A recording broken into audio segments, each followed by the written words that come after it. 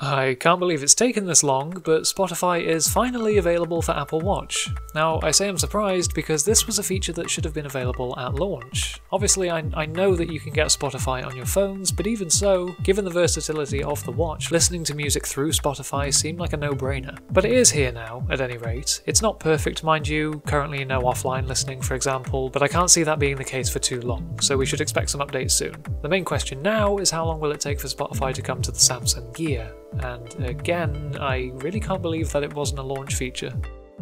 Kindles are one of those things that I'm always surprised to see newer models of. That might sound a bit weird, I know, but they're designed for one purpose and to be so straightforward at that purpose that I really had to wonder what changes could warrant a newer version instead of just, say, software updates. Well, in the case of the Kindle Paperwhite 2018, the updates are all fairly basic, but they are improvements nonetheless. The best feature, in my opinion, is the audiobook integration. Now, there's no headphone jack, unfortunately, however it is compatible with Bluetooth speakers and Bluetooth headphones. Then there is the improved battery, which is touted to last several weeks, which is always handy if you're travelling for a long time.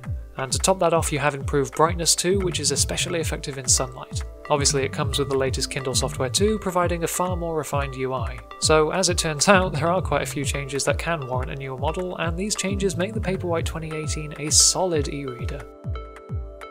And finally, the Google Pixel Slate is due to release soon. Now, I'll go into far more detail when it's actually out in the wild, but for now I thought we could take a look at some of its selling points given that the last line of tablets released by Google was the Nexus series, and those were essentially just really good Android tablets. I bring that up because one of the main points is that the Slate doesn't use Android. It's running on Chrome OS, same as Google's Chromebooks, obviously. Now, with my limited exposure to Chrome OS, I can't give a comprehensive rundown, but I can say that in typical Google fashion, it has been refined as much as an OS can to give the smoothest user experience possible. As you'd expect, it's incredibly minimalist and very, very easy to navigate. The Slate also boasts a molecular display. Now, it took me a while to find out exactly what that means. Now, it's not an LCD, it's an LTPS.